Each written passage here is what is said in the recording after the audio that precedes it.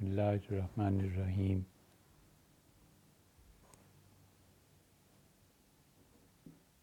اللہ تعالیٰ کی بندگی بہت شرف اور عزت کی بات ہے، اور حضرت رسالت پناہ صلی اللہ علیہ وسلم نے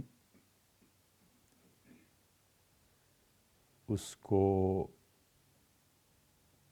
انسانیت کا بلند ترین مقام بھی مختلف احادیث کے مجموعے میں ارشاد فرمایا ہے۔ عز جارک وجل ثناؤک، اللہ تیری تعریف بہت شاندار الفاظ میں اور جو شخص تیری پناہ میں آ گیا وہ غالب رہا۔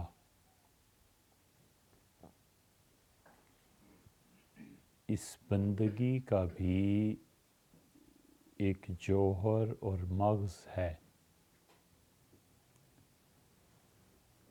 اور بندگی کا جوہر انسان کی بے نفسی ہے۔ جب کسی انسان کو اپنے نفس پہ اتنا قابو حاصل ہو جائے کہ وہ اپنے نفس کے مکر سے اپنے آپ کو محفوظ کر لے، تو پھر توقع کرنی چاہیے کہ اسے انشاءاللہ کبھی نہ کبھی باری تعالیٰ کی معرفت حاصل ہو سکے گی۔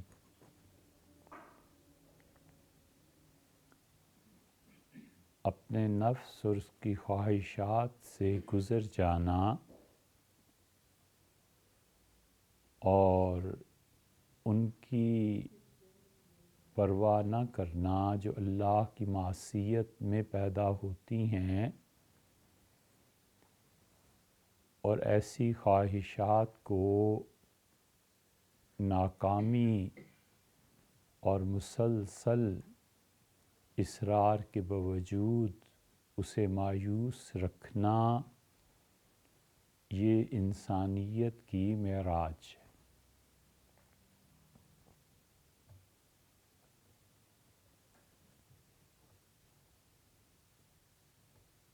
ایک زمانہ تھا جب انگریز غالب آئے اور یورپ نے آنکھیں کھولیں اور ان کا پیغام یہ ملا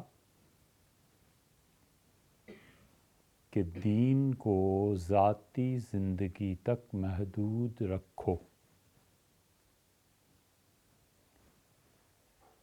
اور دین کا اجتماعیت میں کوئی مقام نہیں ہے۔ فرد اپنی زندگی میں کوئی عقیدہ رکھے، کوئی پرواہ نہیں۔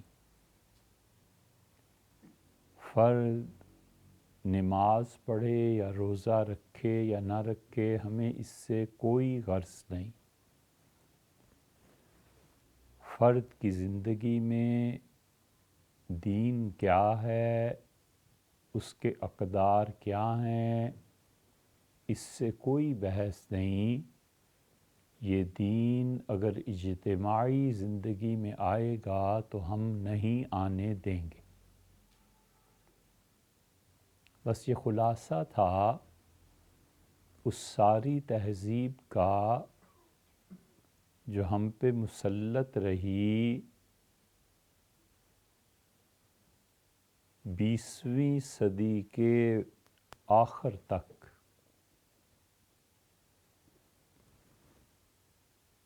لیکن 21ویں صدی جو آئی ہے اور 20ویں صدی کے آخری 10-15 سال بھی ملا لیں تو وہ جو ایک اصطلاح ہے کہ ڈو مور، وہ ایک نیا تقاضا سامنے آیا. اور دین کو، مذہب کو، شریعت کو ذاتی زندگی تک محدود رکھنے کا دور، اور وہ سورج ابھی ڈوبا ہے اور ایک نیا سورج طلوع ہوا ہے یا ہو رہا ہے.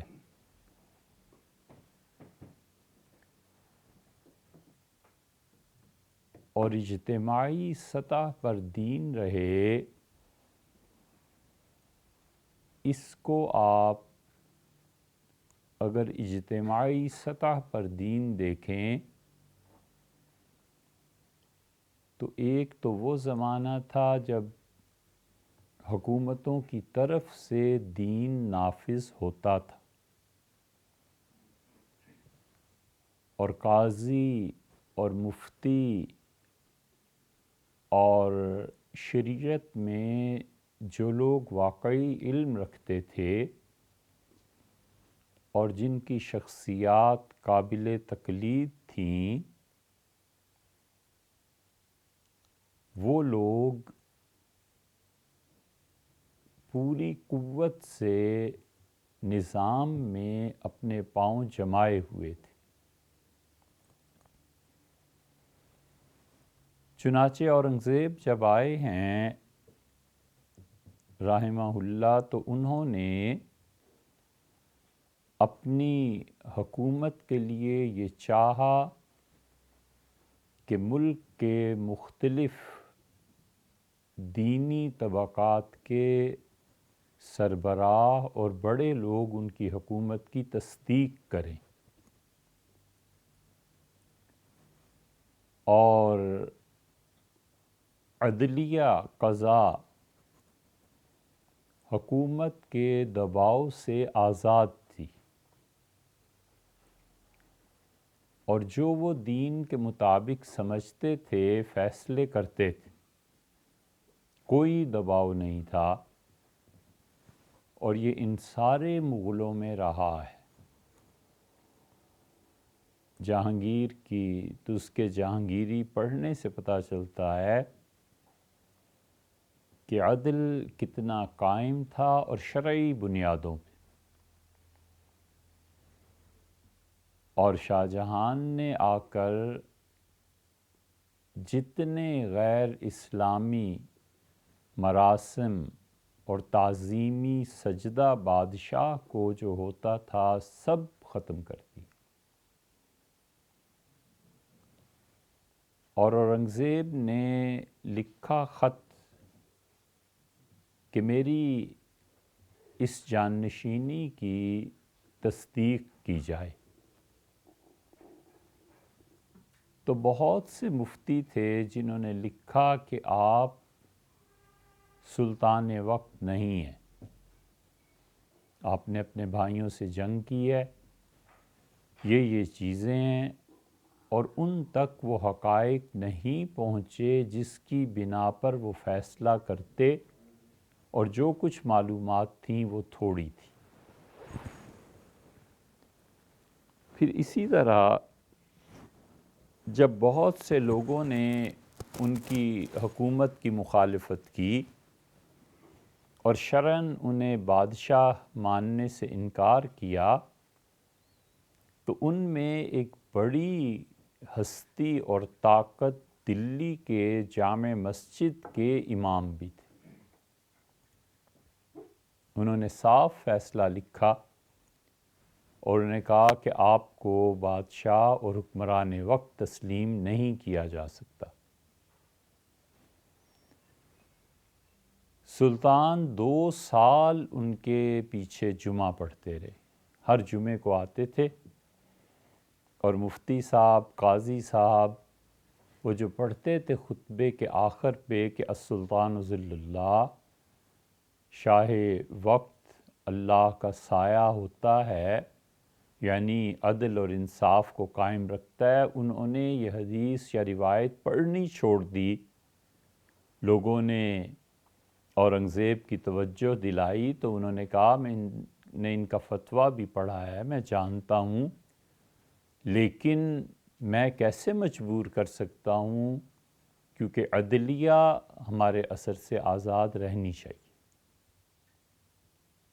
جس نے فتویٰ دیا کہ آپ سلطان وقت نہیں ہیں، مسلمانوں پہ اس کا کتنا اثر ہوا ہوگا، ان سب چیزوں کو برداشت کیا، لیکن اس کے پیچھے جمعہ بھی پڑھتے رہے، اور کبھی کبھی انہیں احساس نہیں دلایا، بات نہیں کی کہ آپ کا فتویٰ میرے خلاف۔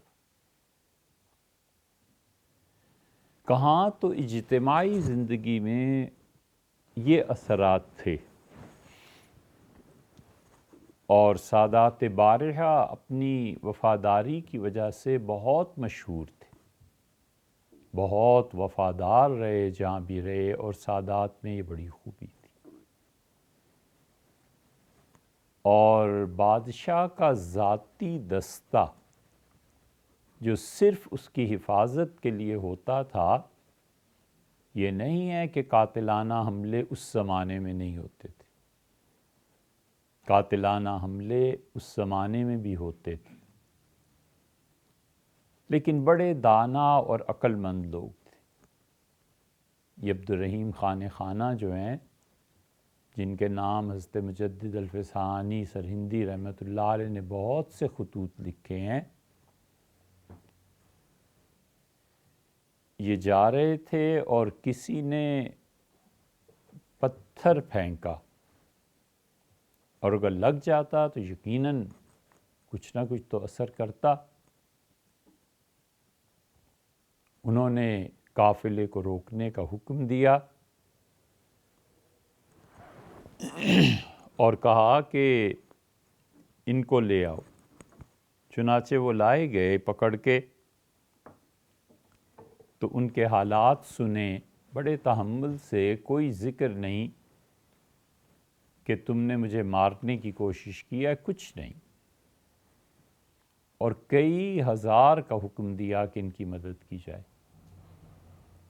تو فوج کے لوگوں نے کہا کہ اس کی سزا ملنی چاہیے تاکہ عبرت ہو۔ انہوں نے کہا نہیں، دیکھو پتھر ہمیشہ پھلدار درخت پر پڑتے ہیں، تو مجھ سے کوئی توقع وابستہ ہوگی جو میں نے پوری نہیں کی غفلت کی وجہ سے، تو اگر وہ اس کی ضرورت پوری کر دی جائے تو پھر کیوں مجھے مارے گا؟ یہ بھی ایک طریقہ ہے۔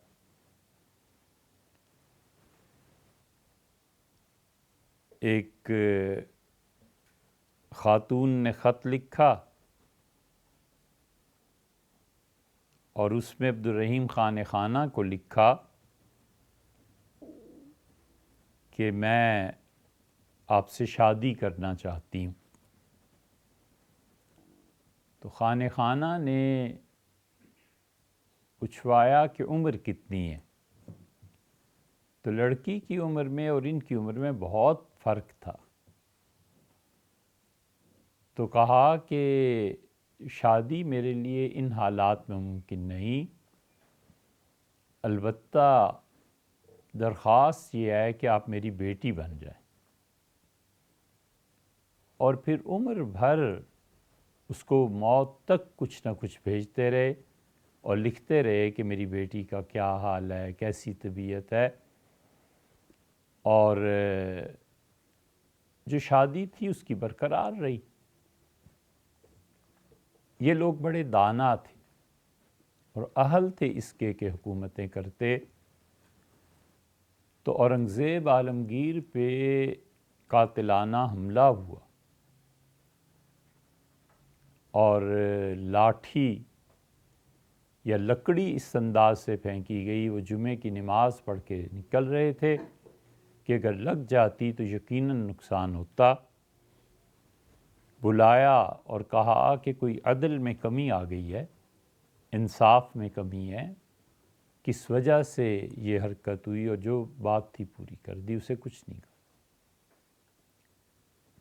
سادات بارحہ نے ایک مرتبہ اپنے خلاف جو فیصلہ تھا اس کو ماننے سے انکار کر دیا۔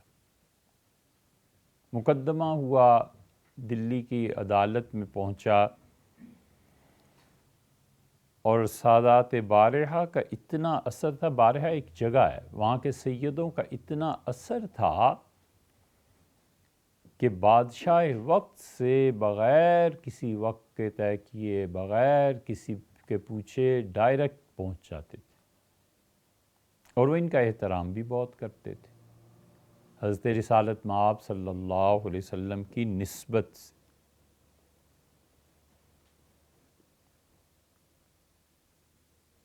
اور تورانی علماء جو آئے تھے، وہ جو شروع سے بابر کے ساتھ آئے تھے، اور پھر ایرانی علماء جو ہمایوں کے دور سے آئے، مغل حکومت کو تباہ کرنے میں ان کی آپس کی اختلافات اور رنجشوں کا بھی بہت بڑا ہاتھ تھا۔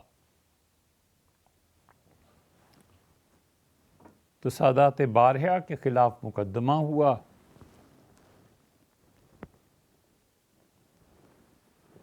اور انہوں نے ماننے سے انکار کر دیا۔ اورنگزیب رحمۃ اللہ علیہ کو جب پتہ چلا کہ سادات بارحہ نے دلی کے قاضی کا حکم ماننے سے انکار کر دیا ہے، تو بھرے دربار میں اس متحمل اور ٹھنڈے مزاج کے آدمی نے غصے میں آستینیں چڑھا لیں اور کہا کہ جو شرع کا حکم نہیں مانتا، میرے پاس اس کا علاج تلوار کے علاوہ کچھ نہیں۔ اور جب غصہ کچھ اترا تو کہا کہ سادات بارحہ کو فارغ کرو، خبردار میں ان میں سے کسی کی شکل دیکھوں جو عدلیہ کا فیصلہ اور شریعت کا فیصلہ ماننے سے انکار کرتے ہیں۔ کہاں تو اجتماعی سطح پہ دین کی یہ حالت تھی، اور کہاں یہ حالت ہو گئی کہ جتنا ایسٹ انڈیا کمپنی کا اثر بڑھا، انہوں نے کہا اجتماعی زندگی سے دین کو نکالو۔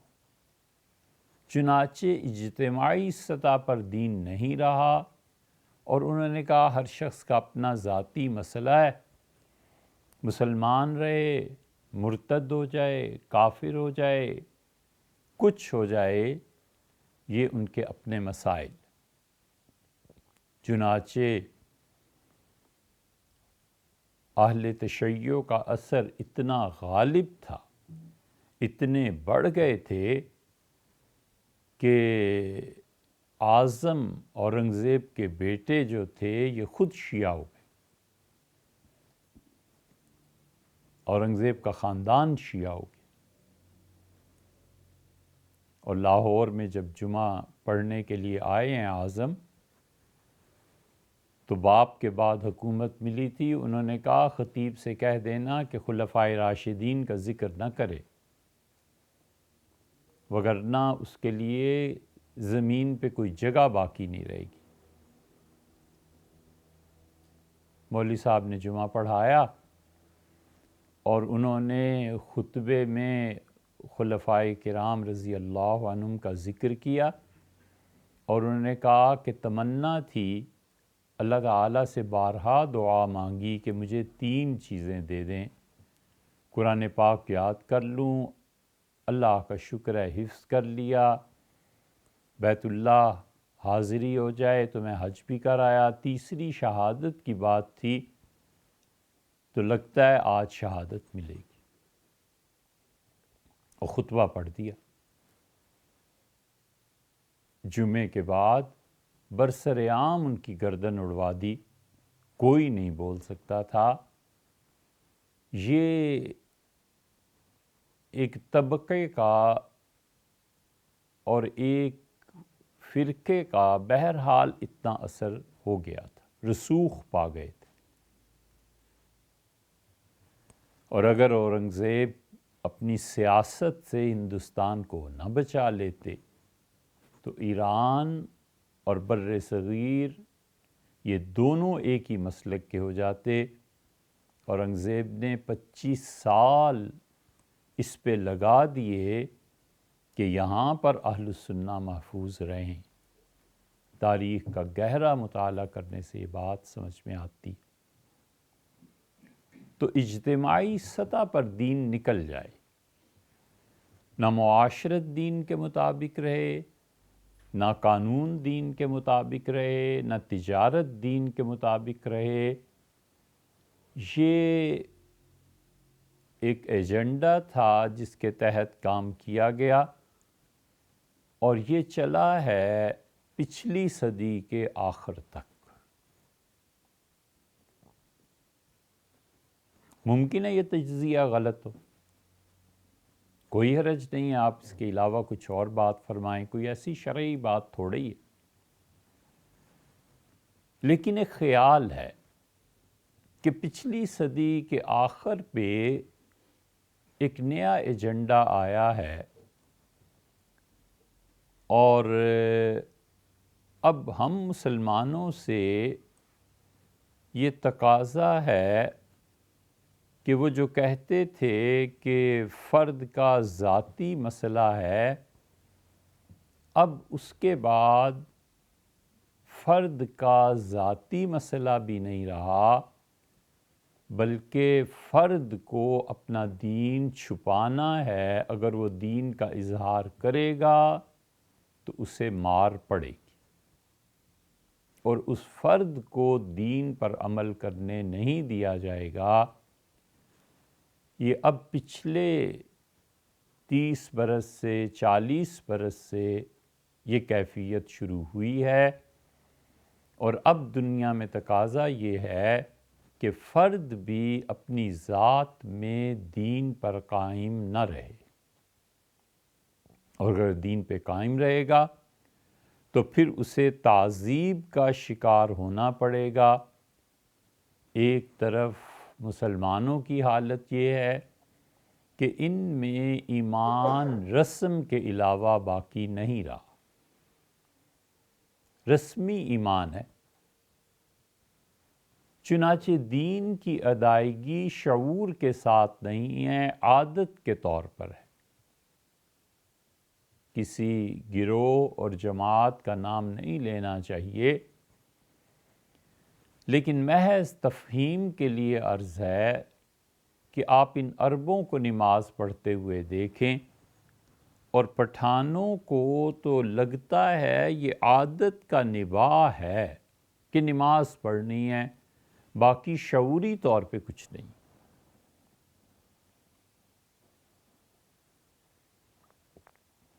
ایسی نماز جو اللہ کے شعور کے ساتھ ہو، بندگی اور اطاعت کے ساتھ ہو، وہ نہیں۔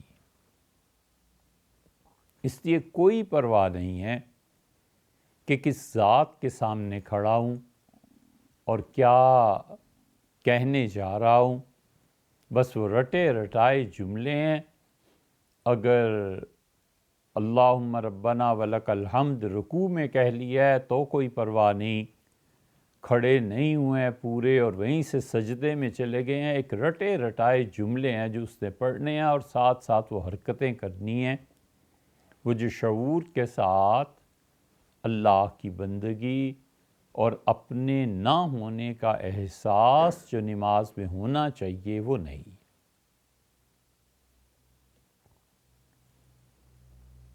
تو وہ ایمان رسم رہ گیا ہے۔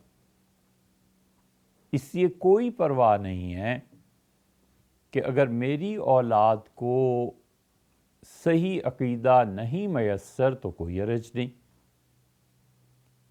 چنانچہ ساری زندگی آدمی غور کرے کہ کبھی کسی دن والدین نے عقیدے پہ بات کی ہو کہ بیٹے آپ کا عقیدہ کیا ہے، اور اس نے عقیدے کا لفظ بھی اپنے گھر میں سنا ہو کہ کس چیز کو کہتے ہیں، کچھ نہیں۔ اسے کسی اس کے گھر کا تو رونا کیا روئیں، اللہ تعالیٰ کی جن صفات پر ایمان لانا ضروری ہے، علم، قدرت، ارادہ، سمع، بصر، کلام، تکوین،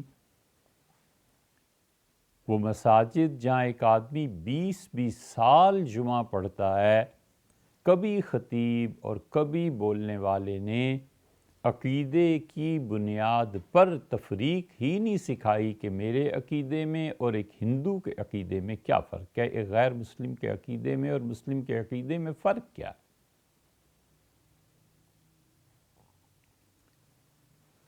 چنانچہ یہ 20 سال جمعہ پڑھنے والا اور 30 سال جب وہ اقتدار اور طاقت میں آئے گا تو اسے قطعاً خبر نہیں ہوگی کہ کون سی حرکت اسلام کو ذبح کر دیتی ہے، اور وہ نہیں جانتا کہ غیر مسلموں کے مذہبی شعائر میں شرکت اسلام سے خارج کرتی۔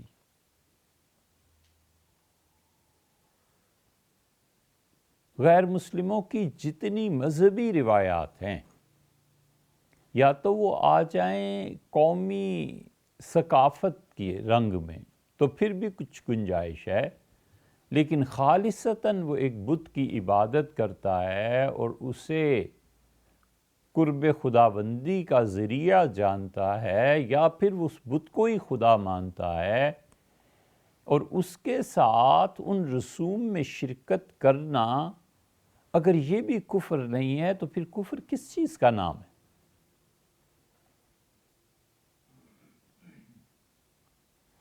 ایک آدمی بت کو سجدہ کرتا ہے اور دوسرا بھی سجدہ کرتا ہے اور پھر بھی وہ کہتا ہے میں مسلمان ہوں،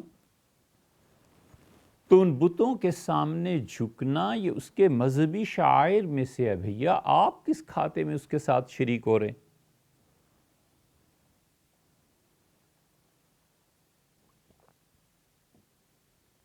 اس لیے اب جو اگلا دور آ رہا ہے، ہمارے ہاں ایمان ویسے ہی رسمی رہ گیا، اور اس ایمان کا یہ اثر نہیں ہے کہ وہ عبادت پر لے آئے،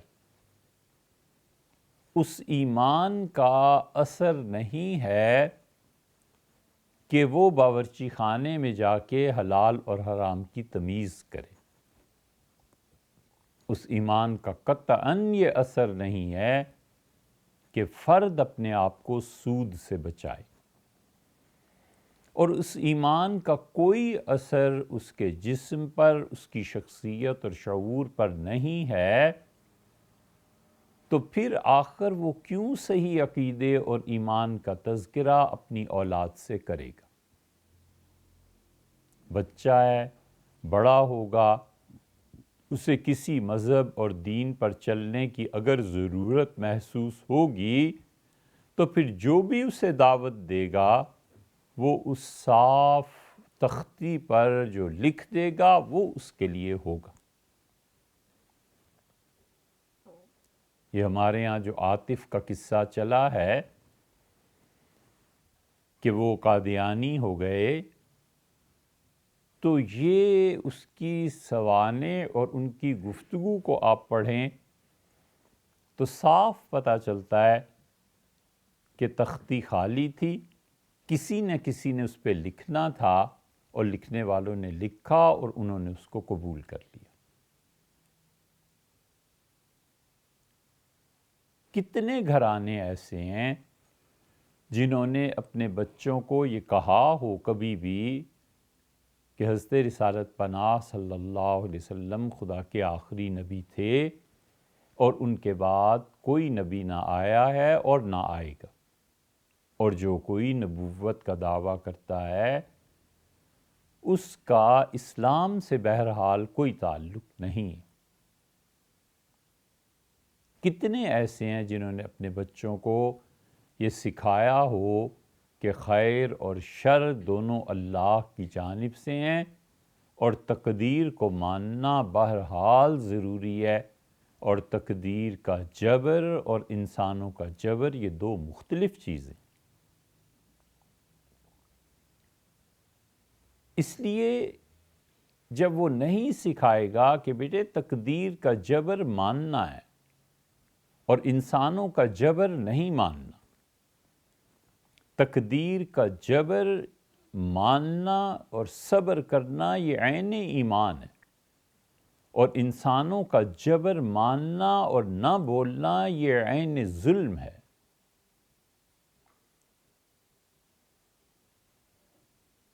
تو تقدیر کو جبر مان کر جب وہ قبول کرے گا تو اس کا ایمان بڑھے گا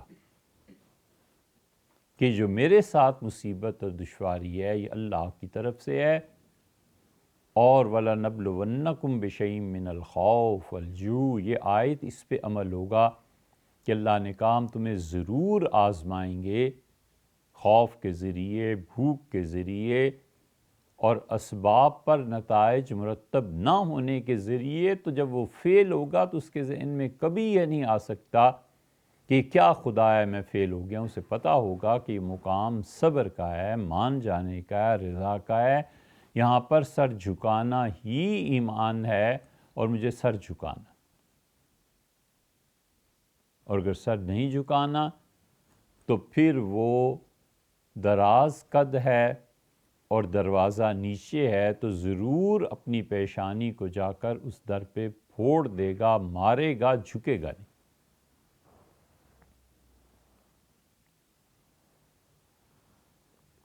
اس وقت دنیا میں وہ مسائل جو الحاد میں نمائندہ مسائل ہیں، ان میں سے ایک خیر اور شر کا مسئلہ ہے، اسی لیے اتنی تفصیل سے ہم نے ریکارڈنگ اس کی کروائی تھی۔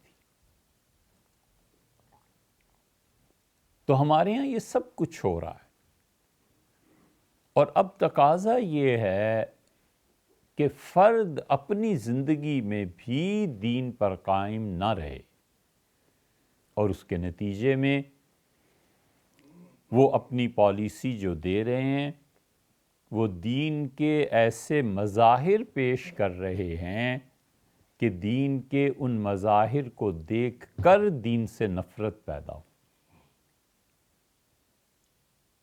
وہ چنانچہ لے آتے ہیں کسی ایسے آدمی کو جس کی نیت کتنی صاف اور اچھی اور اللہ کے ساتھ تعلق کی کیوں نہ ہو، کہ ہم اس کی نیت کو کہاں سے جانچیں گے، مگر اس کے اعمال اور اس کی گفتگو اور اسلام کی وکالت اس کی سننے والے کو، دیکھنے والے کو اس نتیجے پہ پہنچاتی ہے کہ خدا اپنی پناہ میں رکھے اس دین سے۔ وہ کہتا ہے یہ کوئی دین نہیں۔ سیکولرزم کو فائدہ ہوتا ہے، ملیٹنسی، لڑائیاں، گالیاں، ان سب کو وہ دین کے ذریعے سے جائز قرار دیتا ہے، اور جس میں ذرا سی بھی کوئی تہذیب اور شرافت ہوتی ہے وہ کہتا ہے اگر دین یہ گالیاں سکھاتا ہے اور اس بے دردی سے اس طرح قتل سکھاتا ہے تو ہم باز آئے بھئی، یہ کیا دین ہے؟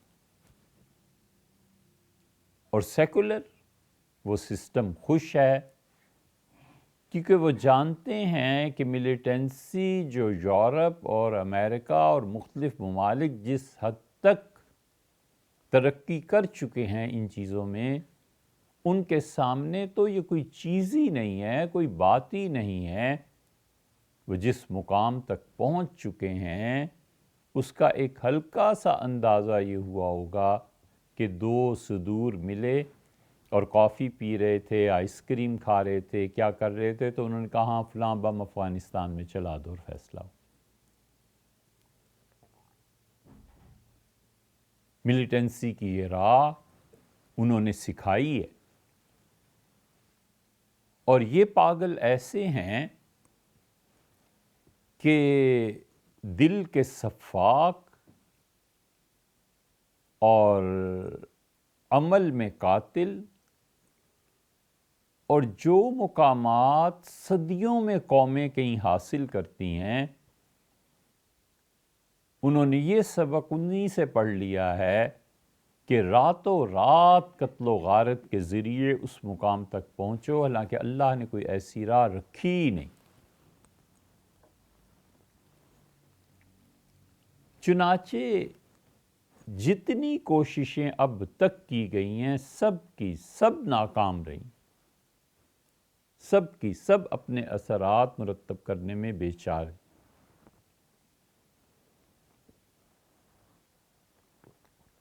اور جو راستہ سالہ سال میں طے ہوتا ہے اور جس کے لیے منٹوں میں طے کرنے کی اللہ ہی نے کوئی اسکیم نہیں رکھی، یہ مسلسل اس دیوار سے سر پھوڑ رہے ہیں۔ اس لیے آپ غور کریں کہ فرد کی زندگی سے بھی دین نکل جائے۔ اس کی کئی مثالیں پچھلے 30-40 سال میں آپ کو ملیں گی۔ فرانس میں پوری تحریک اٹھی کہ کوئی عورت حجاب نہیں کرے گی، پردہ نہیں کرے گی، اور اس سے پہلے یہ مسئلہ آزادی کا تھا کہ آزادی ہے کوئی پردہ کرے یا نہ کرے۔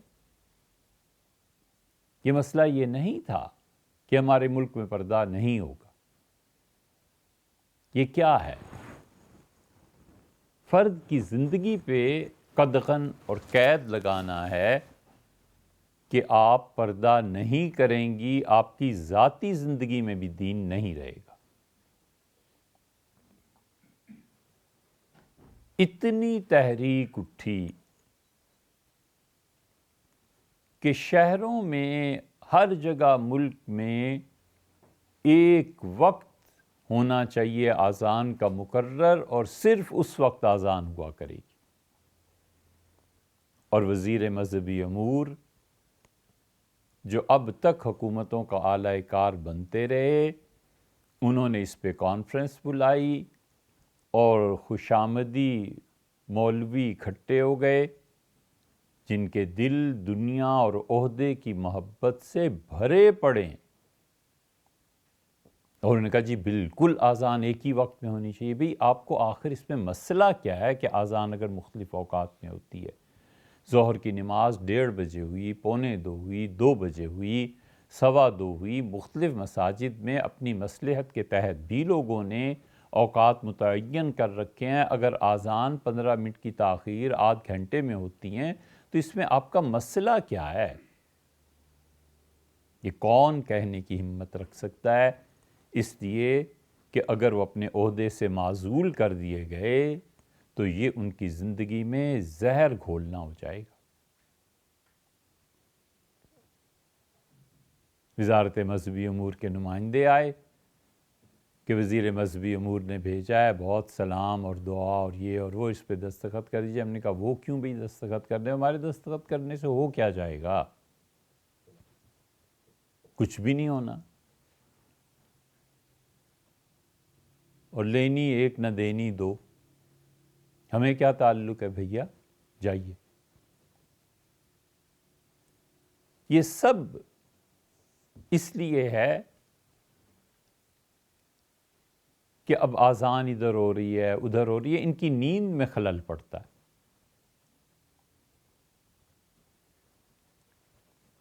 اتنی گہری چیزیں ہیں کہ کبھی آپ سوچیں کہ ہماری تنہائیاں تک ختم ہو گئی ہیں۔ وہ اللہ کی یاد کے لیے مومن کو جو ایک وقت چاہیے یا ملتا تھا، وہ تنہائی اب نہیں رہی۔ انہوں نے ہمارے لیے، ہماری طرف اور ہماری اجتماعی حماقتوں کا فائدہ اٹھا کر وہ چیزیں بہت سستی مہیا کر دی ہیں اور اپنے آپ کو محفوظ رکھا ہے۔ ہم نے USA میں، یورپ میں بارہا یہ دیکھا، اب بھی جو لوگ وہاں ہیں ان سے پوچھیں، 6 بجے سورج چمک رہا ہے اور پردے آگے کیے اور بچے سو گئے، اور 8 گھنٹے 9 گھنٹے 10 گھنٹے بچے نے نیند مکمل کی، کیونکہ اگلے دن اسے جا کر اسکول میں پڑھنا ہے۔ اور تہجد کا وقت اور فجر کے طلوع میں نماز میں ابھی 3 گھنٹے باقی ہیں اور روڈز پہ گاڑیاں چل رہی ہیں، اس لیے کہ اس نے کام کرنا ہے، اسے پتہ ہے کہ کام کیے بغیر زندگی نہیں گزرے گی، تو وہ فجر سے بھی پہلے اپنے کام میں ہے، اور اس کے نتیجے میں انہیں کیا تعلق ہے مغرب کی نماز سے؟ وہ غروب آفتاب سے بھی پہلے سو جائے گا کہ مجھے اپنی نیند مکمل کرنی ہے۔ یہ سب لوگ جو یورپ امریکہ میں رہے ہیں وہ جانتے ہیں۔ اپنی تنہائی کو انہوں نے بچایا۔ اب تک لندن جیسے شہر میں عصر کی نماز جو ہم کہتے ہیں عصر کا وقت، اس کے بعد دکانیں بند ہونا شروع ہو جاتی ہیں، اور مغرب کے ہوتے ہوتے اور مغرب کے فوراً بعد بس مارکیٹس ایسے یعنی آہستہ آہستہ چہل پہل کم ہو جاتی ہے، اور ابھی کتنے گھنٹے باقی ہیں؟ 10 گھنٹے 12 گھنٹے 14 گھنٹے باقی ہیں، اور لوگ اپنے گھر میں۔ ویکینڈز کی بات الگ ہے، لیکن وہ تنہائی ہے، وہ بچے کی نیند کا پورا کرنا ہے،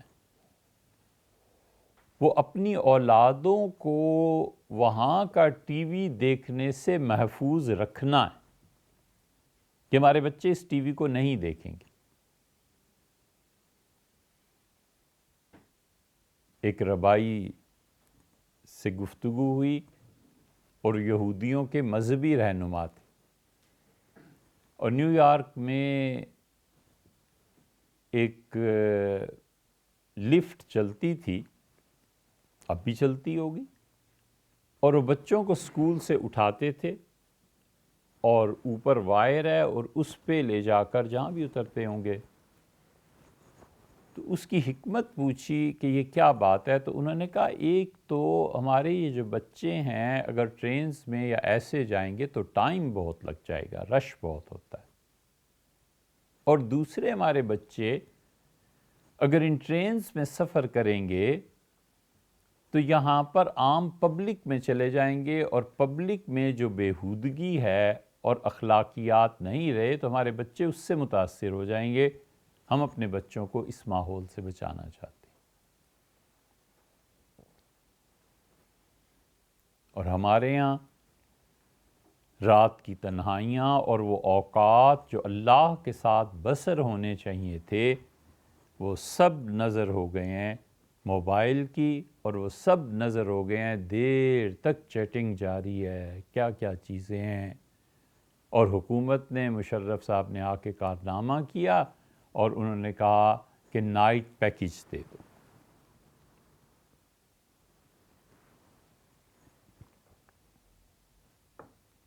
نائٹ پیکیج دے دیا۔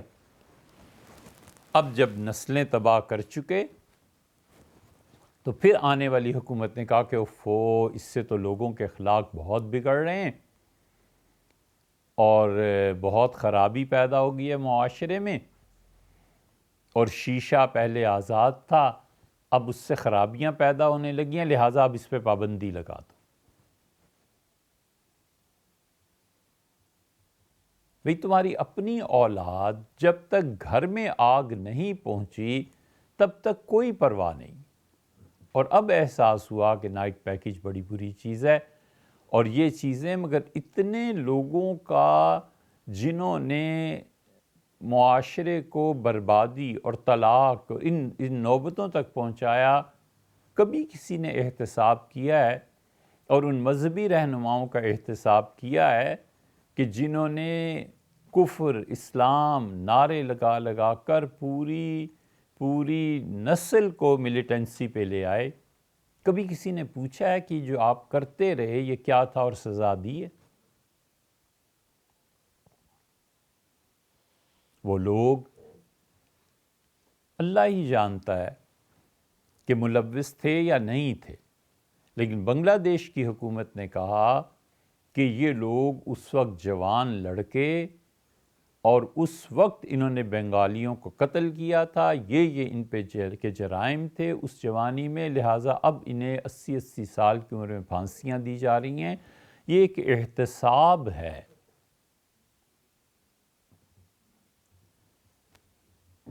جب تک قوموں کے رہنما جو ہوتے ہیں غلط یا صحیح فیصلے کرتے ہیں، صحیح فیصلے کی تحسین اور غلط فیصلوں پر احتساب کا ہونا یہ عمل نہ رہے،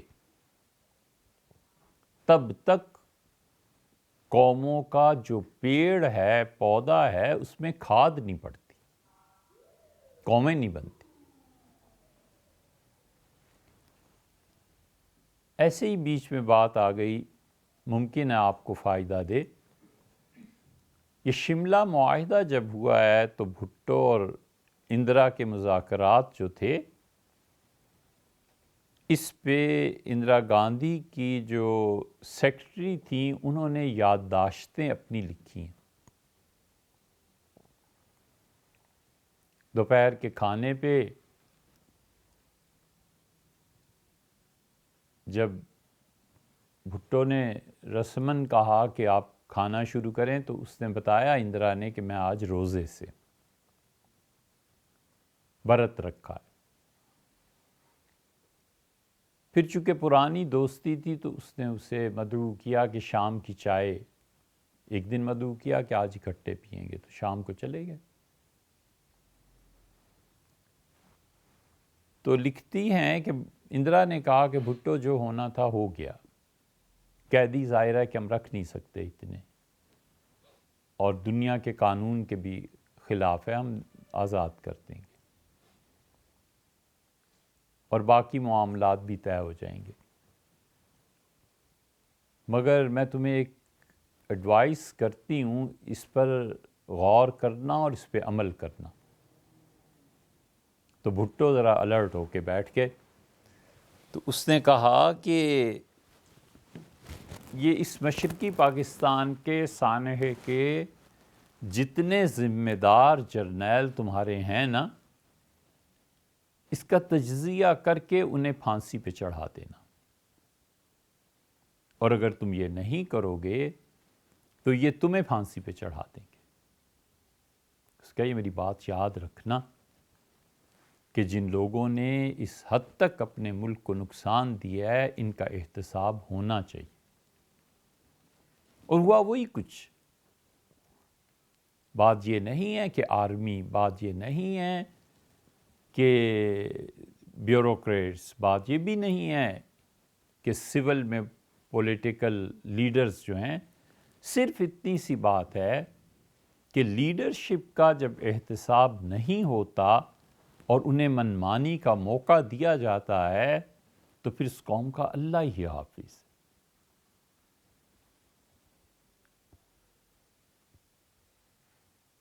تو اب چونکہ شہباز شریف صاحب کی خواہش تھی کہ اذان ایک وقت میں ہوا کرے، اور وہ بھی کیوں؟ اس لیے کہ انہوں نے وہاں سعودیہ میں دیکھ لیا، بس یہ جواز کافی ہے کہ انہوں نے وہاں دیکھ لیا، اور کوئی شریعت کا علم نہیں، کچھ پتہ نہیں۔ تو مذہبی طور پر بھی اجتماعی زندگی تو دور کی بات رہی، فرد کی زندگی میں بھی دین نہیں ہونا چاہیے۔ یہ دوسری مثال اس کی۔ اس کی تیسری مثال اب یہ جو آئی ہے، بظاہر یہ چھوٹا سا عمل ہے، 56 میں غالباً اس وقت کی حکومت نے یا پھر ایوب خان کے دور میں ایک قانون پاس ہو گیا تھا کہ سپیکرز جو ہیں یہ بند کیے جائیں اور اس میں وعظ نہیں ہوگا۔ اچھا تھا، ختم ہو گئی بات۔ اب اس پہ عمل ہو رہا ہے، اور اب وہ دن آئے گا جس دن سپیکرز میں اذان پر پابندی ہوگی۔ اب وہ نسل پیدا ہو گئی ہے، اور اگر حکومت پابندی لگائے تو اب سالوں میں یہ ہو سکتی ہے، چند سالوں میں، کیونکہ اس کے خلاف ریزسٹنس نہیں ہوگی، اور بہت سے لوگ شکر ادا کریں گے خدا کا کہ اب اذانوں پہ پابندی لگ گئی۔ یہ اب فرد کو اپنا دین چھپانا ہے۔ اگر وہ دین کا اظہار کرے گا پٹائی ہوگی، دین کا اظہار کرے گا مار پڑے گی۔ اس کی ایک اور بڑی واضح مثال آپ دیکھیں، یہ سعودیہ میں جو کچھ ہو رہا ہے۔ آخری مرتبہ جب حاضری ہوئی تو حرم شریف میں بیت اللہ کے بالکل سامنے حتیم کی طرف ایک مرد ہے اور ایک عورت کے ساتھ ایسی بے حیائی کی تصاویر کھنچوا رہا ہے کہ ہم جیسے نالائق ان کے لیے برداشت کرنا مشکل تھا، تو اسے طواف کے دوران ہی ہاتھ مارا کہ کیا کر رہے ہو، خدا کے گھر میں بیوی ہوگی، بربنائے حسن زن۔ اور آگے پولیس والے کھڑے تھے، ہم نے ان سے کہا یہ کیا ہو رہا ہے، دیکھ رہے ہو؟ تو انہوں نے دیکھا اور فوراً گئے، انہوں نے الگ کیا۔ یہ اپنی آنکھوں دیکھا واقعہ ہے، اس لیے کہ وہ جو متور ہوتے تھے وہاں پہ، جو اس قسم کی چیزوں کو منع کرتے تھے حرم میں، وہ ہٹ گئے۔ اور اب اخلاقی ارتداد جو سعودیہ میں شروع ہوا ہے، کوئی نہیں ہے جو اس پہ بند باندھ سکے۔ یہ اخلاقی ارتداد بڑھے گا اور چند سالوں میں اتنا بڑھے گا کہ ہم لوگ شکر کریں گے کہ اللہ کا شکر ہے ہم دین پر ہیں، اور یہ اخلاقی ارتداد دیکھو۔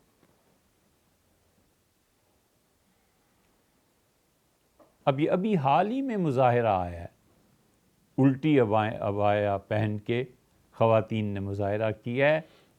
یہ ایک ہی سلسلے کی کڑیاں ہیں، ہر 2-4 سال بعد کوئی نہ کوئی ایسا واقعہ پیش آتا ہے جو یہ تقاضا کرتا ہے کہ فرد اگر دین پر عمل کرنا چاہتا ہے تو اس دنیا میں کوئی گنجائش نہیں ہے، ہم نہیں مانتے۔ یہ پچھلے 30-40 برس کی محنت کا نتیجہ ہے۔ اس لیے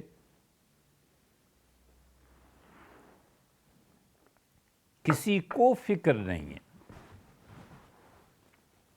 کہ بحیثیت مجموعی ہم کہاں جا رہے ہیں، گھر کہاں جا رہا ہے، خاندان کہاں جا رہا ہے۔ یہ جتنی دینداری ہم میں ہے نا، یہ دینداری خالصتاً عقل سے کام لیا جائے تو ہم اس پہ اللہ کے عذاب کے مستحق ہیں، خدا کا عذاب آنا چاہیے اس دینداری پہ۔ یہ دینداری نہیں ہے، یہ نفاق ہے۔ یہ نفاق ایسا گہرا جڑوں میں بیٹھ گیا ہے کہ ہم پہ ایمان کی حالت کیوں نہیں طاری ہوتی؟ ہمارا ایمان کیوں نہیں روکتا ہمیں کہ ہماری تنہائی پاک ہو جائے؟ ہمارا ایمان کیوں نہیں ہمیں اس بات تک لے کے آتا کہ ہمیں اپنی گفتگو میں غصہ ہو یا خوشی ہو، سچی بات کہنی چاہیے؟ ہمارا ایمان اس بات پر نہیں لے کے آتا کہ زکوٰۃ دینی ہے تو خوشی سے زکوٰۃ دے اور اللہ کے لیے قربانی دے۔ یہ صرف آپ کا مسئلہ نہیں ہے، ہم سب کا ہے۔ ہم سب کو سوچنا چاہیے کہ کتنا عرصہ ہو گیا میں آخری بار اللہ کے خوف سے رویا تھا۔ ہم سب کو سوچنا چاہیے کہ آخری نماز میں نے کون سی ایسی پڑھی تھی جب مصلی سے اٹھنے کو دل نہیں چاہتا تھا۔ ہم سب کو سوچنا چاہیے کہ آخری مرتبہ تنہائی زندگی میں کون سی ایسی تھی جسے میں نے چھپایا تھا کہ کسی کو اطلاع نہ ہو اور میں اپنے پروردگار کے لیے یہ کام کروں۔ وہ نیکی جس کا اللہ کے علاوہ کوئی گواہ نہیں ہوتا، وہ انسان کی مغفرت کے لیے بہت کافی بن جاتی۔ ہم سب کو سوچنا چاہیے کہ اللہ کے لیے میں نے آج کیا قربانی دی ہے، خدا کے لیے آخری مرتبہ کیا قربانی پیش کی تھی، اللہ کے لیے کب اپنی کسی پسندیدہ چیز کو جس سے اتنی محبت تھی کہ اس کے بغیر میں جی نہیں سکتا تھا، وہ اللہ کی راہ میں دے دیا۔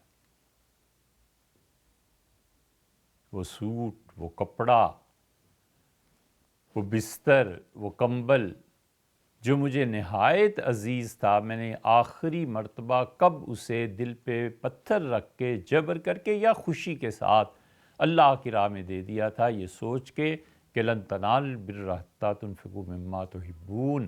اللہ نے کہا تم خدا کا قرب اس وقت تک نہیں پا سکتے جب تک کہ اپنی محبت والی چیز کو اللہ کی راہ میں خرچ نہ کر۔ اور اللہ نے فرمایا لیس البر ان تولوا وجوہکم قبل المشرق والمغرب۔ لوگو، نیکی یہ نہیں ہے کہ تم مشرق کی طرف منہ کر کے نماز پڑھتے ہو یا مغرب کی طرف، ولیکن البر، نیکی تو یہ ہے کہ من آمن باللہ، جو اللہ پر ایمان لایا۔ میں نے کب اپنے ایمان کی تجدید کی اور کس وقت میں نے سوچا کہ یہ چیز مجھے، یہ ہیٹر بہت اچھا لگتا ہے، یہ قلم مجھے بہت اچھا لگتا ہے، یہ فائل مجھے بہت اچھی لگتی ہے، میرا لیپ ٹاپ مجھے بہت اچھا لگتا ہے، میں کوئی دوسرا خرید لوں اور اس سے چونکہ محبت ہے میں کسی غریب بچے کو دے دوں کہ بیٹے یہ لیجئے، کام کیجئے اللہ کی راہ۔ یہ حادثہ کبھی زندگی میں پیش آیا ہے؟ حادثہ اس لیے کہ ہم نے کیا جو نہیں۔ کب حضرت رسالت پناہ صلی اللہ علیہ وسلم کے ادب اور تعلق میں رو دیا؟ ہم اتنے حیران ہوتے ہیں کہ عملاً اگرچہ یہ ممکن نہیں ہے، لیکن حاجی مکہ مکرمہ سے، مدینہ منورہ سے جاتے ہوئے ہنس رہے ہوتے ہیں، خوش ہوتے ہیں، بسوں میں بیٹھے ہوئے گپیں مار رہے ہوتے ہیں، اور ذرا احساس نہیں ہوتا کہ دل میں یہ کبھی بھی آئے کہ اے رب ساری زندگی اس در پہ بسر کرنی تھی، کیسے چھوڑ کے جا رہا۔ مجبوریاں ہیں، نہیں رہا جا سکتا، لیکن یہ جو جدائی ہے، مدینہ منورہ سے چلے جانا ہے، کاش مر جاتے اور یہیں کی مٹی میں مل جاتے۔ یہ کب آخری مرتبہ ہوا تھا؟ ایسے ہیں جو ہر سال حج اور عمرہ کرتے ہیں اور کبھی انہیں افسوس ہی نہیں ہوتا۔ یہ محبتیں کہاں ہیں؟ 10 محرم کو پیٹنے کے لیے اور رونے کے لیے اتنے اسباب اور سامان ہوتے ہیں، کوئی آئے اور پھر وہ قصے بیان کرے اور پھر رونے پہ آمادہ کرے، تب جا کر کہیں کربلا اور سیدنا حسین ابن علی رضی اللہ عنہما کی محبت بیدار ہو، اور پھر شہادت پہ کوئی روئے۔ یہ بھی کوئی محبت ہے کہ رونے کے لیے تیار کرو؟ محبتوں میں تو کسی کو کانٹا چبھ جائے تو دوسرے کی جان پہ بن جاتی ہے، کوئی تھوڑی آتا ہے رلانے کے لیے ایسے۔ یہ کون سا دین ہے؟ اس لیے آدمی سوچے کہ میں خود کس مقام پر کھڑا ہوں، اور وقت یہ ہے کہ تنہائیاں بھی نہیں رہی، انہوں نے اپنی تنہائی کو محفوظ رکھا ہے، بچوں کو محفوظ رکھا ہے۔ USA میں ایک جگہ محلے میں کسی خاتون نے دیکھا تو دین کی کوئی بات پوچھنی تھی، تو انہوں نے کہا کہ شام کو چائے پہ بات کرنی ہے، تو چلے گئے، چند دن وہاں رہنا تھا۔ تو اچھی طرح یاد ہے کہ اس نے اسلام کے بعض مسائل پہ بات کی، مگر درمیان میں یہ کہہ کے اٹھ گئیں کہ میں صرف 5 منٹ میں آتی ہوں۔ پردے کھینچے، بچوں کو سلایا، جو ضروری چیزیں تھیں اپنے بچوں کے لیے مہیا کیں، اور پھر آ کے بیٹھ گئیں۔ تو ہم نے پوچھا کہ یہ کیا؟ انہوں نے کہا انہوں نے صبح جلدی اٹھنا ہے، اسکول جانا ہے، اور سورج نظر آ رہا تھا، ابھی عصر کا وقت بھی نہیں ہوا تھا۔ ہمارے یہاں تنہائی ہی نہیں رہی، اس لیے کہ دنیا جہان کی خبروں میں جھانکنا، جھک مارنا یہ ضروری ہو گیا۔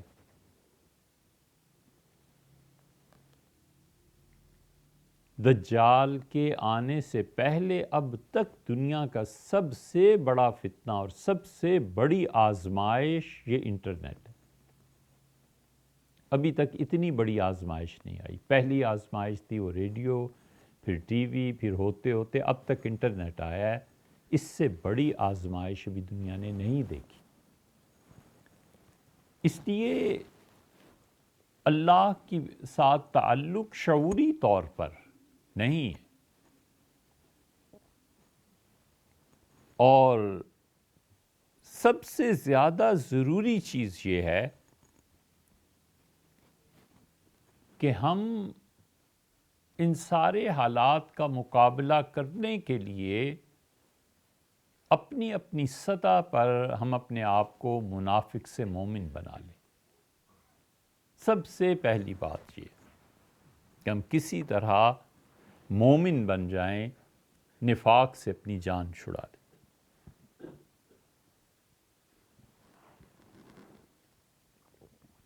حضور اقدس صلی اللہ علیہ وسلم نے نفاق کی علامات بتائی ہیں، اور یہ نہیں فرمایا کہ وہ نماز چھوڑ دیتا ہے۔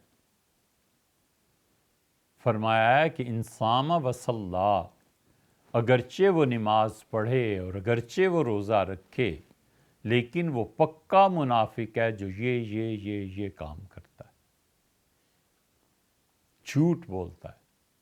یہ اتنی بڑی لعنت پڑی ہے کہ اوپر سے لے کے نیچے کی سطح تک جھوٹ بغیر ضرورت کے بھی ہے۔ کوئی ضرورت نہیں ہے جھوٹ بولنے کی۔ معاشرتی سطح پر جو دین نکل گیا ہے نا، آپ کبھی غور کریں تو دین کی نسبت سے بات کرتے ہوئے شرم آتی ہے۔ بچہ یہ نہیں کہے گا کہ میں نماز پڑھ رہا تھا، وہ کہتا ہے میں مصروف تھا، ابو نے بلایا ہوا تھا، یار گھر میں کام ہوتے ہیں ان میں لگا ہوا تھا۔ اور حیران ہوتا ہوں، اور حضور اقدس صلی اللہ علیہ وسلم کی نسبت سے غیرت آتی ہے کہ ایسی اولاد مر جائے تو اچھا ہے جس کو زبان سے حضور صلی اللہ علیہ وسلم کو نام لینا برا لگتا ہے۔ یہ اب جو جدید نظام تعلیم کے بچے ہم دیکھتے ہیں، اسے کہیں مجبوری سے اللہ اور رسول صلی اللہ علیہ وسلم کا نام لینا پڑ جائے تو یہ بدبختی تھوڑی ہے کہ حضور اقدس صلی اللہ علیہ وسلم کا نام اس کے لیے عار کا موجب بن جائے۔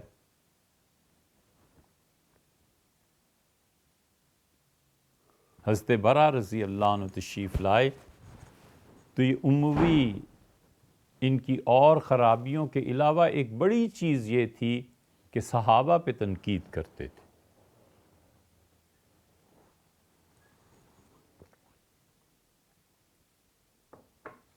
یہ ان سب میں عذاب تھا۔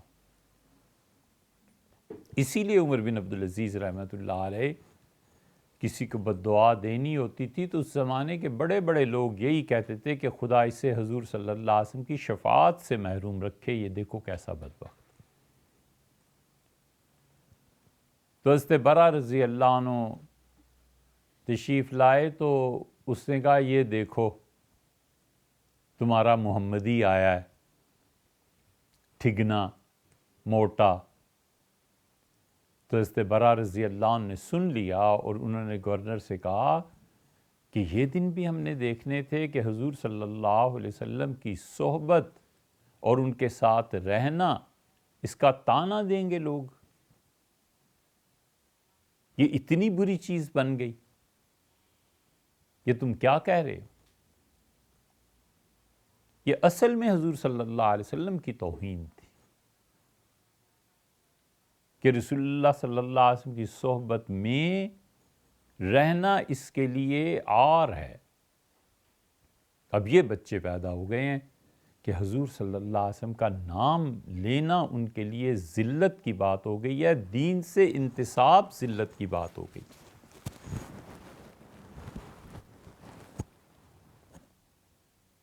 اس لیے بڑا مسئلہ یہ ہے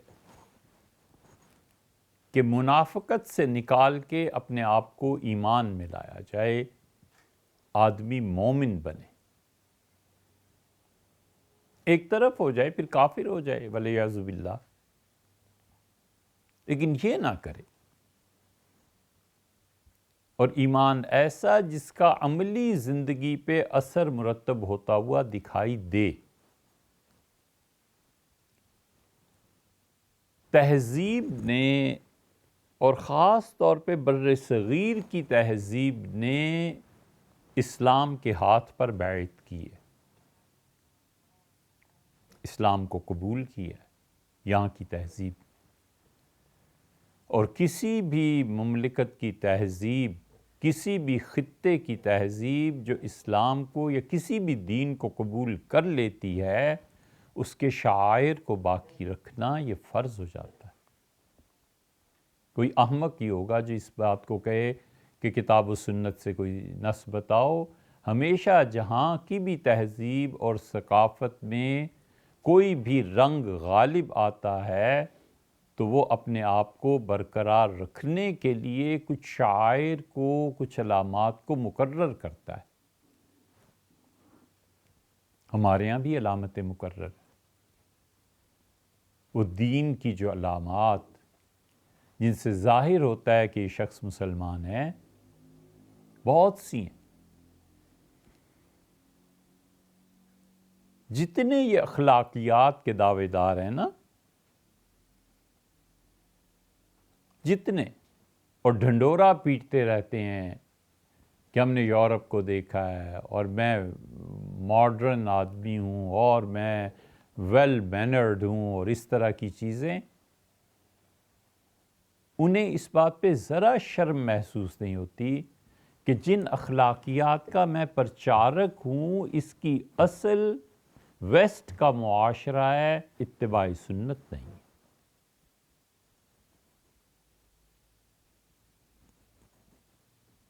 وقت کی پابندی کرتا ہے، اس لیے کہ امریکہ میں وقت کی پابندی ہوتی ہے۔ ہمیں اس پہ اصرار ہے کہ آپ یہ کہیے کہ رسول اللہ صلی اللہ علیہ وسلم نے اپنے ہر کام کے لیے کوئی ٹائم رکھا ہوا تھا اور اس پہ وہ کام کرتے تھے۔ اخلاقیات کی اصل یہ ہے، اخلاقیات کی اصل یہ نہیں ہے کہ یورپ وقت کی پابندی کرتا ہے۔ نبی کریم صلی اللہ علیہ وسلم وقت کے اتنے پابند تھے کہ صحابہ کرام رضی اللہ عنہم دور بیٹھ کے بھی بتا سکتے تھے کہ اس وقت وہاں کیا عمل ہو رہا ہوگا، اس وقت کیا کر رہے ہوں۔ طے شدہ بات تھی کہ فجر کی نماز اور اشراق سے فارغ ہو کے جس اہلیہ کے ہاں دن گزارنا، رات گزارنی ہوتی تھی، وہیں دن کو صبح تشریف لے جاتے تھے۔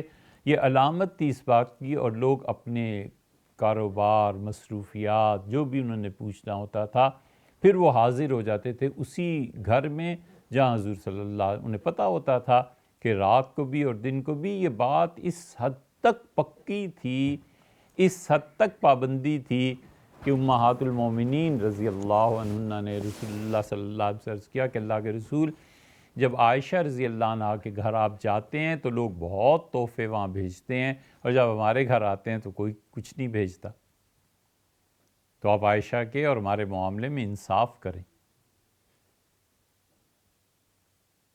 تو حضور صلی اللہ علیہ وسلم نے فرمایا کہ تم عائشہ کے بارے میں مجھ سے کوئی ایسی بات نہ کرو، تم جانتی نہیں ہو میں عائشہ کے ہاں لحاف میں لیٹا ہوا ہوتا ہوں اور اللہ کے فرشتے وہی لے کے آتے ہیں مجھ میں. وہ اس مقام کی بلند خواتین تھیں. لوگ چاہتے تھے کہ رسول اللہ صلی اللہ علیہ وسلم کا قرب، ان کی محبت، وہ عین ایمان ہے، اس کو حاصل کرنے کے لیے حضرت عائشہ رضی اللہ عنہ کو کوئی تحفہ پیش کریں، اس پہ خوشی کا اظہار کریں. رسول اللہ صلی اللہ علیہ وسلم اس سے خوش ہوں گے، یہ ایمان ہے.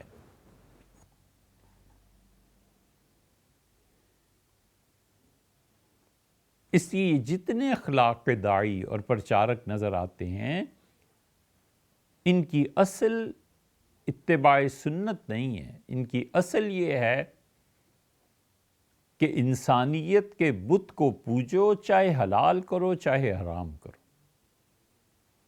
انسانیت اسلام نے بھی سکھائی ہے، اچھے اخلاق اسلام نے دیے ہیں، بتائے ہیں.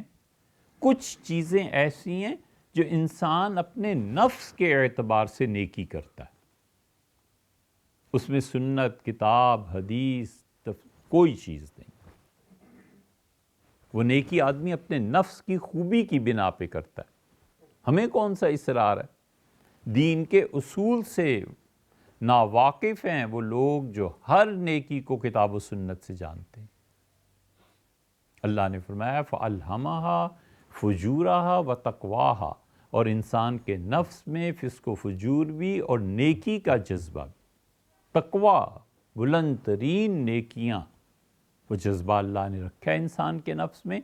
کبھی انسان اس بنا پر نیکی کرتا ہے اور کبھی کتاب و سنت کی بنیاد پہ نیکی کرتا ہے. نفس انسانی میں یہ خوبی ہے اور خرابی بھی ہے. انسانیت کے ساتھ نیکی بالکل اپنے نفس کی بنا پر بھی کرتا ہے. گورے ہر اچھا کام جو کرتے ہیں یہ کتاب و سنت کچھ بھی نہیں. ان کی انسانیت اندر کی جذبہ نیکی اسے آمادہ کرتا ہے. بڑی اچھے اچھے نیکی کے کام ہوتے ہیں. یہ جب سیکھتا ہے اس کو، تو اس کی پیروی میں نیکی کا کام کرنا ہے. مثلا یونیورسٹی بنانی ہے، اب اس کے لیے اس شخص کے نزدیک جو اپنی حلال اور پاکیزہ کمائی میں سے، تنخواہ میں سے 10,000 روپے دیتا ہے، وہ اور ایک رنڈی کا ناچنا دونوں برابر ہیں. وہ کہتا ہے یونیورسٹی بنانی ہے، 1,000 روپیہ تم دو، 10,000 روپیہ تم دو اپنی تنخواہ سے، حلال تو مجھے کوئی پرواہ نہیں، اور وہ اس کے ناچنے سے جو پیسہ آئے گا جو اللہ نے حرام قرار دیا ہے، وہ حرام ہو یہ تمہارا حلال ہو، دونوں میرے لیے برابر ہیں، مجھے یونیورسٹی بنانی. یہ کون سے اخلاقیات ہیں جہاں حلال اور حرام کی تمیز بھی نہ رہے، جہاں یہ نہ اندازہ ہو کہ میں یہ حرکتیں کر کے اپنی نئی نسل کو کیا پیغام دے رہا ہوں، اپنے آئندہ آنے والے بچوں کو کیا کہہ رہا ہوں کہ یوں بھی جائز ہے اور یوں بھی جائز ہے. یہ وہ شخص ہی کر سکتا ہے جس کے اخلاقیات کی بنیاد اللہ کا دین نہ ہو.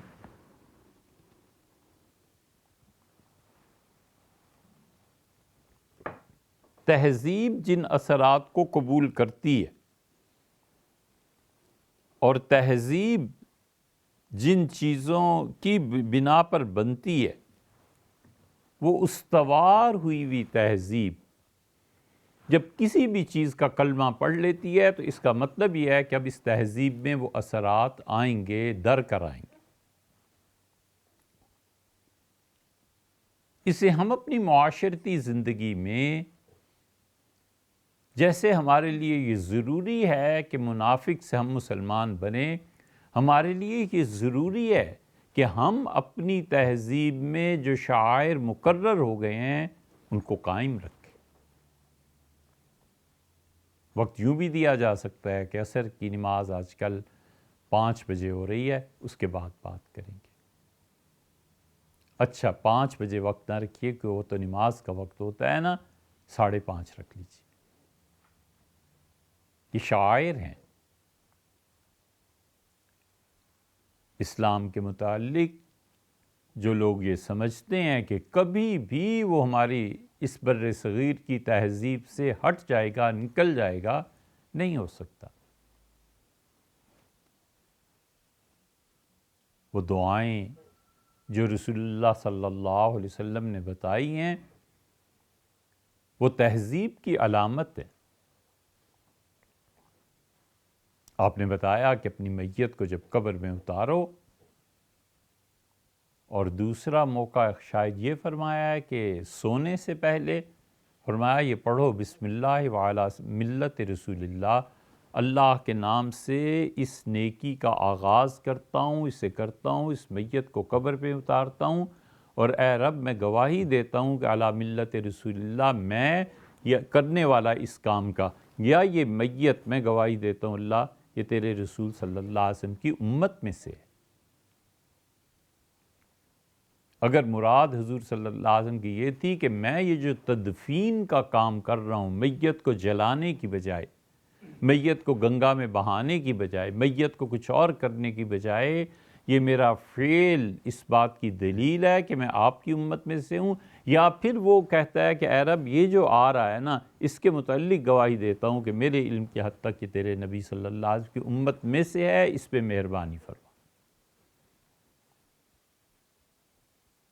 کئی لوگوں کو دیکھا قبر میں اتارتے ہوئے میتوں کو، مگر شاید ہی کوئی ایسا ملا ہو، شاید جس نے کبھی اتنی آواز میں بھی یہ جملہ پڑھا ہو کہ اپنے کانوں کو سنائی دے، اس لیے کہ آتا ہی نہیں، پتہ ہی نہیں۔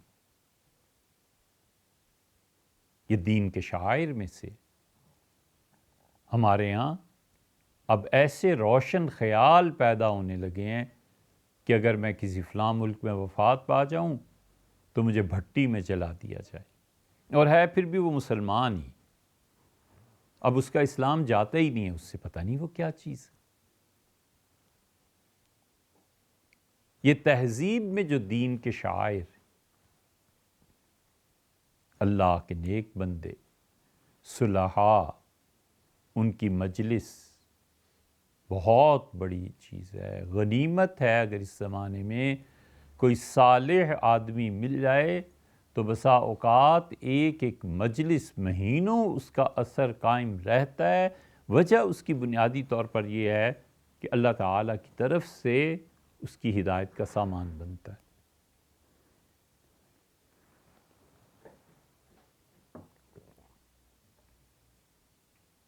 قربانی کا گوشت یہ اللہ کے شعائر میں سے، ان جانوروں کا احترام کرنا، اپنی اولادوں کو سکھانا کہ اللہ نے قرآن میں یہ کہا ہے کہ لا تحلوا شعائر اللہ، وہ چیزیں جنہیں دیکھ کر اللہ یاد آتا ہے ان کی توہین نہیں کرتے۔ اس جانور کو مارنا نہیں ہے، اس کی توہین نہیں کرنی، مسجد ہے اس کی توہین نہیں کرنی۔ اس لیے تہذیب میں جو دین کی نمائندگی کی چیزیں ہیں ان چیزوں کو اپنانا،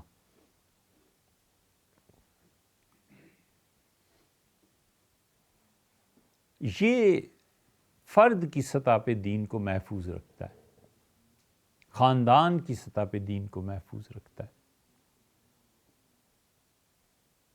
کوئی وقت تھا، آپ پرانے مسلمانوں کی سوانح عمری پڑھیں تو آپ کو کئی جگہ پہ ملے گا کہ میں بچپن میں تھا، آنکھ کھلتی تھی والدہ کی تلاوت سے، والد اونچی آواز میں تلاوت کرتے تھے، اس سے پھر نیند سے میں بیدار ہوتا تھا، سنتا تھا۔ والد رات کو آتے تھے اور ہمیشہ پوچھتے تھے کہ بیٹے سونے سے پہلے وہ جو دعائیں ہیں وہ پڑھ لیں؟ تو بچہ میں تھا، بتاتا تھا کہ ہاں ساری دعائیں، کہتے اب سو جاؤ۔ یہ سب چیزیں بنیادی طور پہ تربیت تھی۔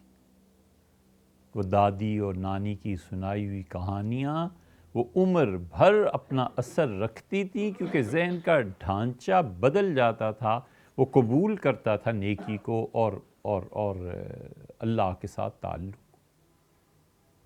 یہ فرد کی سطح پہ اگر دین کو قائم رکھنا ہے تو یہ ضروری ہے۔ وگرنہ اب ان کا تقاضا یہ ہے کہ اگر انفرادی سطح پر بھی دین ہوا تو ہم اسے برداشت نہیں کریں گے۔ کسی فرد میں اگر اسلام کی کوئی خوب ہو اور اسلام کے ساتھ تعلق کی کوئی چیز نظر آتی ہے تو اس کی پروموشن نہیں ہوگی، یہ اگلے عہدے پہ نہیں جا سکتا، اس شخص پہ اعتبار نہیں کیا جا سکتا کیونکہ یہ سچ بولتا ہے۔ کہیں بھی سچی بات کہہ دے گا تو سارا مزہ کرکرا ہو جائے گا، عہدے نہیں دیے جا سکتے۔ یہ حقیقت کیا ہے اس کی؟ تہ میں یہ جذبہ ہے کہ ہمیں ایسا فرد بھی قابل قبول نہیں ہے جس کا دین اس کی زندگی تک محدود ہے، وہ کسی کو کچھ نہیں کہتا مگر دین پہ عمل کرتا ہے، یہ بھی ریجیکٹڈ مال ہے۔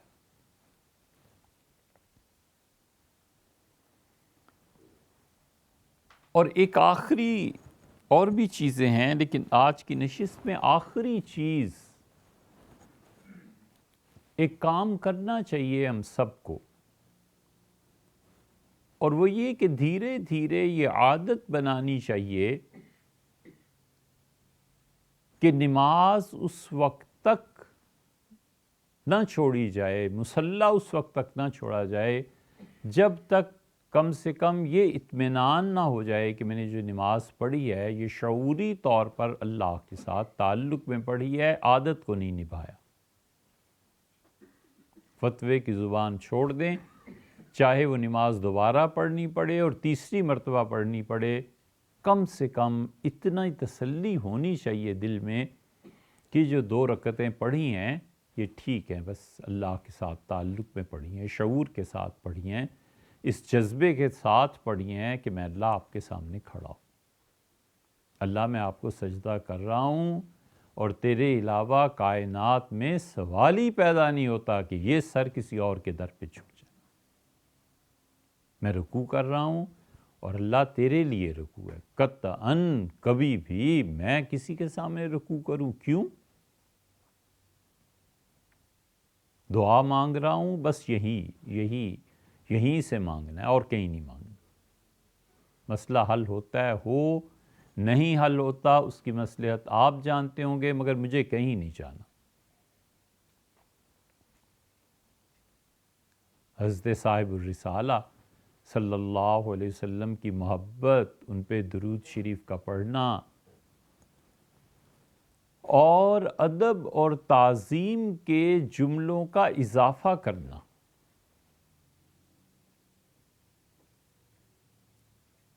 کئی لوگ پوچھتے ہیں کہ مدینہ منورہ جائیں گے، ہم کہتے ہیں سب سے اچھا عمل یہ ہے کہ 2 کام کرو۔ ایک تو جتنا وقت گزارو وہ درود شریف، جس میں آیا ہے حضور صلی اللہ علیہ وسلم نے فرمایا کوئی تم میں سے چاہتا ہے کہ دیگوں کے حساب سے بھر بھر کے اسے قیامت میں ثواب ملے، اسے چاہیے کہ یہ درود شریف پڑھا کرے۔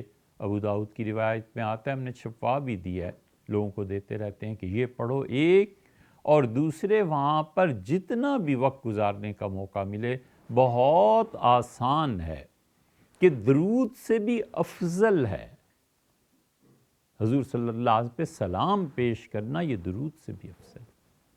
بس یہ پڑھتے رہو، یہ جو نماز میں السلام علیکم ایھا النبی ورحمۃ اللہ وبرکاتہ، السلام علینا وعلی عباد اللہ الصالحین، اس کو پڑھتے رہو۔ اگر ہم صالح ہیں تو اللہ کی وہ رحمتیں جو وہاں پر نازل ہو رہی ہیں اس میں انشاءاللہ کچھ نہ کچھ حصہ ہمارا بھی آ جائے گا۔ سلام بھیجو، نماز میں بھی پڑھتا ہے آدمی السلام علیکم ایھا النبی، اتنا تو ہونا چاہیے کہ جب پڑھے تو حضور صلی اللہ علیہ وسلم کا ادب، احترام دل بھر جائے کہ ان کے بڑے احسانات ہیں، اتنے احسانات ہیں حضور صلی اللہ علیہ وسلم کے، یار یقین مانو کائنات میں کسی کے اتنے احسانات ہیں ہی نہیں۔ اللہ کی راہ دکھائی، اللہ تعالیٰ کی صفات سے متعارف کرایا، کوئی نہیں کر سکتا تھا، کوئی ہے ہی نہیں جو کر سکتا، اور اللہ کی صفات کا تعارف کرائے اور کہے کہ اللہ کی یہ صفت ہے، اللہ کی یہ خوبی ہے، اللہ کی محبت ہمارے دلوں میں ڈال دی، عقیدے کو ٹھیک کیا، آخرت کی ہمیشہ کی زندگی کی ذمہ داری اٹھائی کہ تم میری بات مانو، یہ تمہاری آخرت درست ہو جائے گی۔ حرام اور حلال کی تمیز سکھائی، رشتوں کا تقدس سکھایا، عدل کی تعلیم دی، گارنٹی دی کہ جو میں کہتا ہوں یہ سب حق ہے، یہ سچائی ہے۔ یہ تھوڑے احسانات ہیں ان کے، صبح سے شام ہو جائے زندگی کی، اگر آدمی ان کے احسانات پر غور کرے کہ انہوں نے میرے لیے کیا کیا کیا، مجھے کیا کیا تعلیم اور تلقین کی، پیدائش سے لے کے اور قبر پہ مٹی ڈالنے تک کی ہر چیز سکھائی، اور کسی کا محتاج نہیں رہنے دیا کہ فلاں تہذیب کا اثر، فلاں تہذیب کا اثر۔ تم اپنی تہذیب خود بناؤ گے، تم اپنے قرب کی رائیں میرے کہنے کے مطابق خود جانچو گے، دیکھو گے، پرکھو گے، اس پہ عمل کرو۔ تو ہم سب کو چاہیے کہ کم سے کم نماز اس درجے کی تو ہو کہ اطمینان ہو جائے کہ یہ جو نماز میں نے پڑھی ہے الحمدللہ ٹھیک ہے۔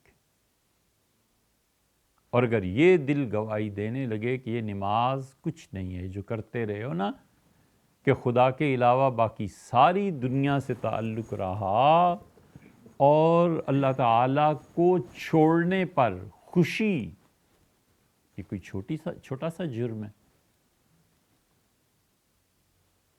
نہ رکوع پورا، نہ سجدہ پورا، نہ قیام، نہ ان صورتوں کو پڑھنا جن صورتوں کو رسول اللہ صلی اللہ علیہ وسلم پڑھتے تھے مسجد میں، ایسے جیسے قید اور جال میں پھنس گیا کہ جان چھٹے اور خوش ہوتا ہے باہر نکل کے۔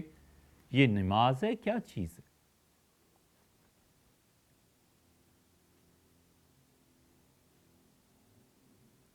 جمعے کے دن مغرب کی نماز میں رسول اللہ صلی اللہ علیہ وسلم پہلی رکعت میں قل یا ایھا الکافرون اور دوسری رکعت میں فرض میں قل ھو اللہ پڑھا کرتے تھے۔ کوئی مسجد ایسی بتانا جہاں پر اس کی پابندی ہوتی؟ کوئی نہیں کرتا، پتہ ہی نہیں علماء کو بھی۔ انہیں اور تھوڑے کاموں سے فرصت ہے، انہیں پوری امت کی اصلاح کرنی ہے، اپنے ملک کی اصلاح کرنی ہے، سیاست میں کردار ادا کرنا ہے، کاروبار کرنے ہیں، کیا کیا بیچاروں کے ذمہ کام ہے۔ فرصت تھوڑی ہے کہ ان چیزوں کو بھی وہ دیکھیں۔ اس لیے